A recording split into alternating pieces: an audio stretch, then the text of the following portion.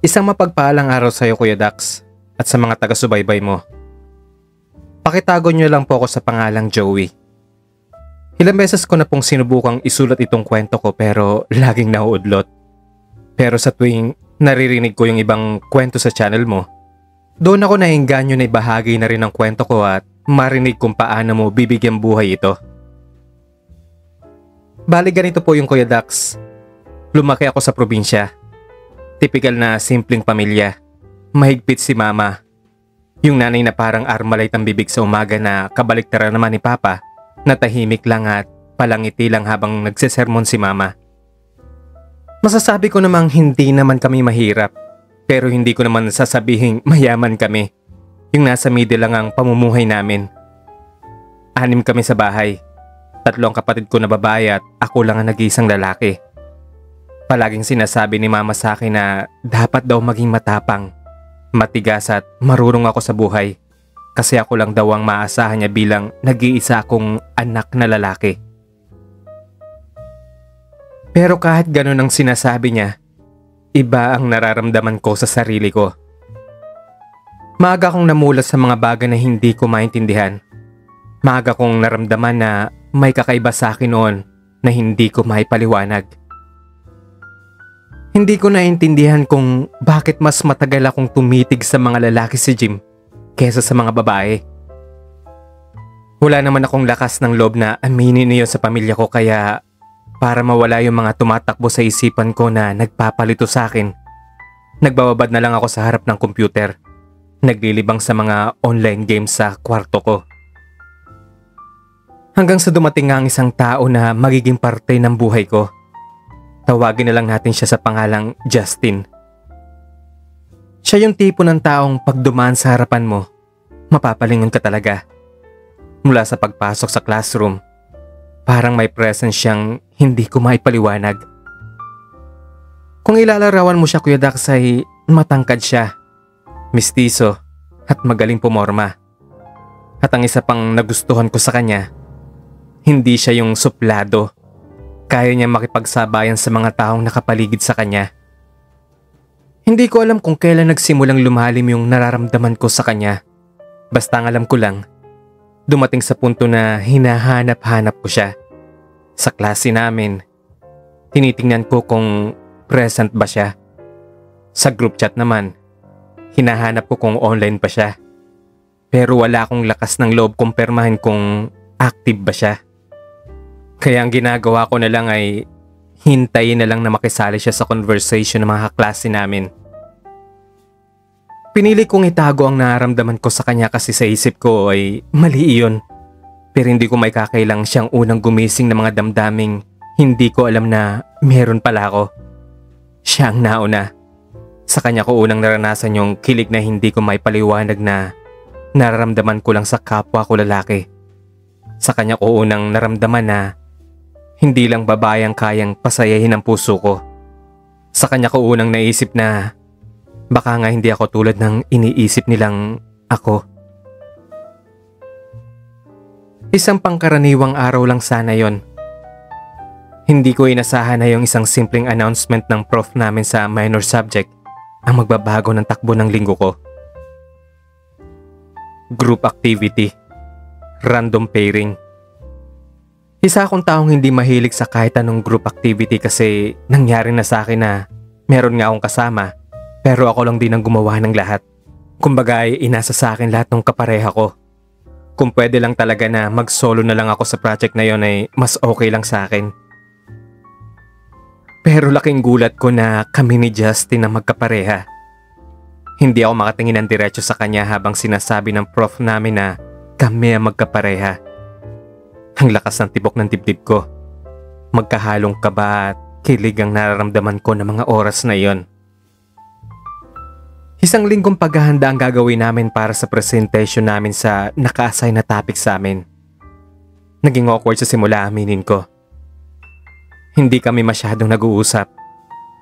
Magkasama kami halos buong araw.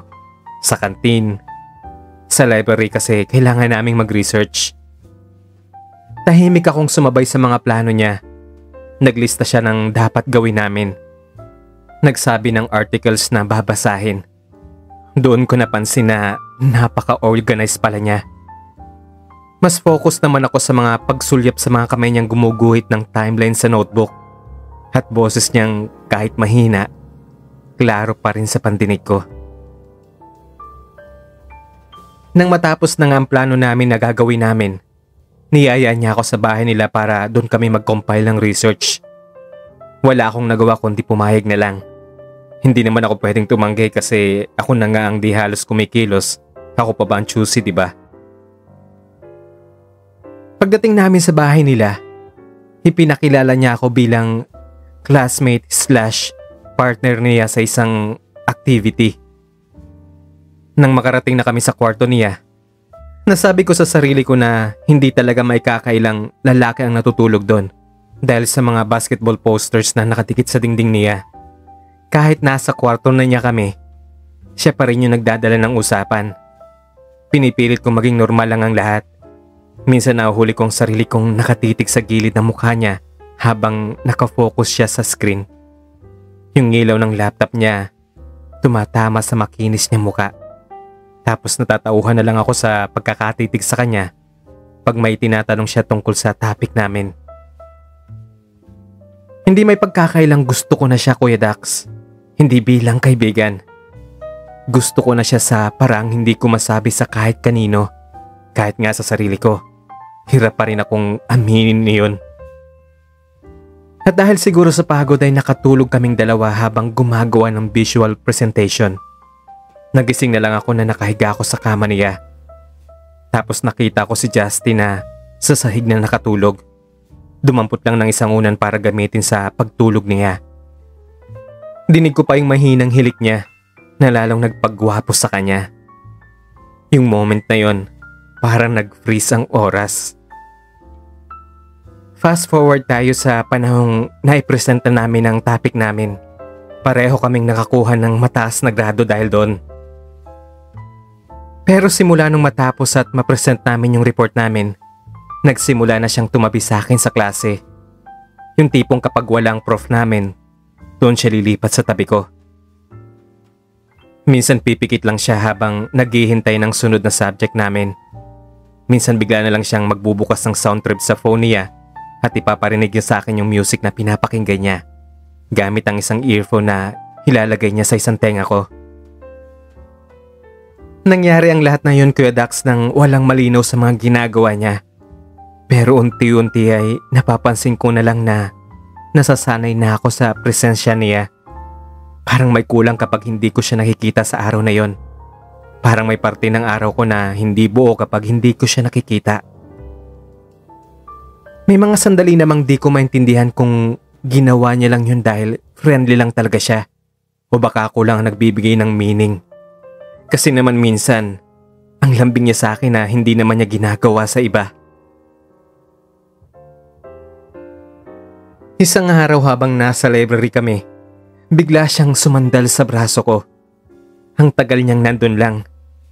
Malamig ang aircon sa library pero pinagpapawisan ako sa hindi ko malamang dahilan.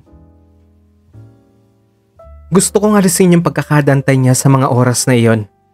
Pero parang may pumipigil sa akin. Kaya kahit hiyang-hiya na ako sa ginawa niya, hinayaan ko na lang siya. Kuya Dax, hindi naman talaga ako mahilig uminom dahil siguro lumaki ako sa bahay na pinagbabawalan kami uminom kasi nag-aaral pa kami. Pero dumating yung isang gabi na parang kahit ayaw ko noon, napapayag niya rin ako sa huli. Niyaya niya ako sumama sa bahay ng isa naming kaklase. May birthday daw. Wala masyadong imbitado at kami-kami lang. Ilang beses akong tumanggi noon. Sabi ko marami pa akong gagawin sa bahay.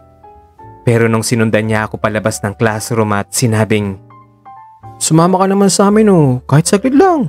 Sige na." Hindi na ako nakatanggi. Iba talaga ang dating kapag siya ang nag-aya sa akin. Pagdating namin sa bahay ng kaklase namin ngayon, walang bonggang handaan. Tama nga ang sinabi nila, kukunti lang kaming imbitado. Yung mga nadatnan nga namin mga tao sa sahig lang nakaupo ng pabilog. Tapos may tigi isang bote ng beer na nasa harapan. Tapos mga ilang chichirya. Pero habang lumalalim ang gabi, isa-isa nang tinatamaan ng ilan sa bisita. Ako naman ay hawak lang ang bote ko. Pinipilit hindi pakitang kinakabahan. Sa isang sulok ng sala kami nakaupo. Magkalayo kami nung una, pero habang lumalalim ang gabi, lumalapit na rin si Justin sa akin. Hindi ko alam kung tipsy lang ba siya nun. Kuya Dax, hindi ko na namalayan na nakatatlong bote na pala ako. Medyo umiikot ng paligid at sobrang ingay sa loob ng sala. Hanggang sa bigla niyang hinatak yung kamay ko at sinabing, "Doon muna tayo sa labas. Masyado nang maingay dito eh. Tsaka magpalamig tayong init." At na makalabas na nga kami sa may bandang likuran ng bahay, pareho kaming naupo sa may simentadong hagdanan, habang hawak pa rin ang tigisang bote namin. Sumulyap ako sa kanya. Nakapikit na siya. Parang ninanamnam yung malamig na hangin. Gusto ko magbukas ng topic pero pinaungunahan ako ng hiya. Pero nagulat na lang ako nang akbayan niya ako. Tumingala lang ako sa langit habang nararamdaman ko yung bigat ng braso niya sa balikat ko. Ramdam ko din ang init ng balat niya kahit malamig ang gabi. Ramdam ko rin yung malakas na kabog ng dibdib ko. Ilang minuto rin kami sa ganung ayos. Parehong tahimik na nagpapakiramdaman. Sabay kaming napalingon sa isa't isa. Konting pagitan na lang at magtatama na mukha namin. Hindi kailangang idetalye pa ang mga sumunod na pangyayari. Habang naririnig namin ang ingay sa loob ng mga schoolmate namin, katahimikan naman sa pagitan namin. Puro malalalim lang na hininga ang pinapakawalan namin habang nagaganap ang mga sandaling iyon na magsisimulang magpabago sa samahan naming dalawa.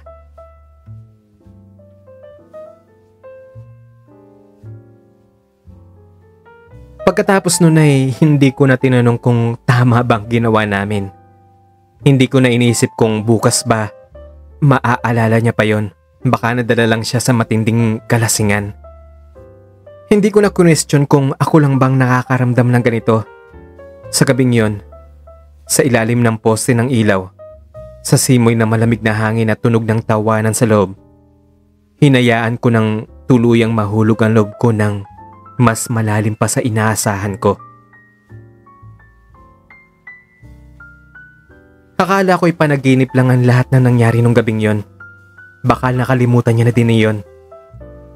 Kinabukasan, hindi kami nag-usap ng tungkol doon. Wala kaming binalikan. Wala kaming inamin. Walang tinanong sa isa't isa. Simula nung gabing yon, mas dumalas ang pag-upo niya sa tabi ko. Mararamdaman ko na lang ang siko niya sa braso ko. Yung mga siko na dati parang aksidente lang. Ngayon ay alam kong sinasadya na niya. Parang may sarili na kaming mundong dalawa. Isang hapon na sabay kaming umuwi dahil wala na kaming klase. Umupo kami sa may covered court. Walang masyadong tao noon kaya tahimik lang ang paligid. Dahan-dahan siyang sumandal sa upuan. Tapos umakbay siya sa akin. Hindi ko na maitago ang ngiti ko kasi sanay na ako sa kanya. Sanay na akong nandyan siya sa tabi ko. Naging tahimik ang relasyon naming dalawa, Kuya Dax. Wala pa kaming balak ipaalam dahil gusto namin kami lang muna ang nakakaalam nun dahil natatakot kami sa magiging reaksyon ng mga taong nakakilala sa amin. Isang beses habang naghihintay kami ng prof sa hallway, bigla siyang humawak sa kamay ko. Tapos nung may dumaan na isang kaklase namin, bigla niya yung binitiwan.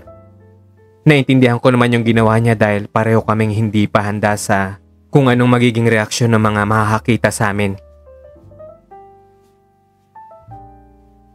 Mabilis lumipas ang panahon at nakagraduate kami pareho. Sabay tumanggap ng diploma.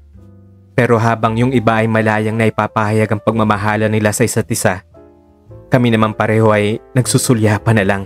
Kasi noong mga oras na yun ay kasama namin ang pamilya namin.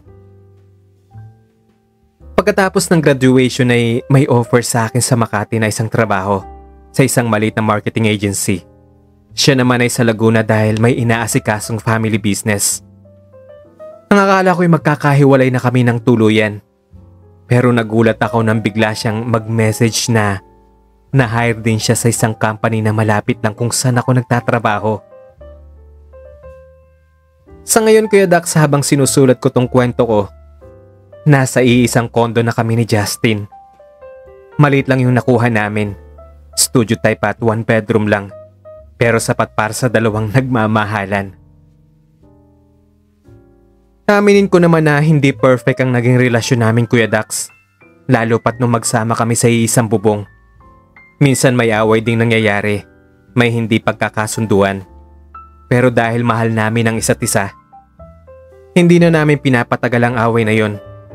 Pinipilit namin kaagad pag-usapan at ayusin para hindi na lumaki pa.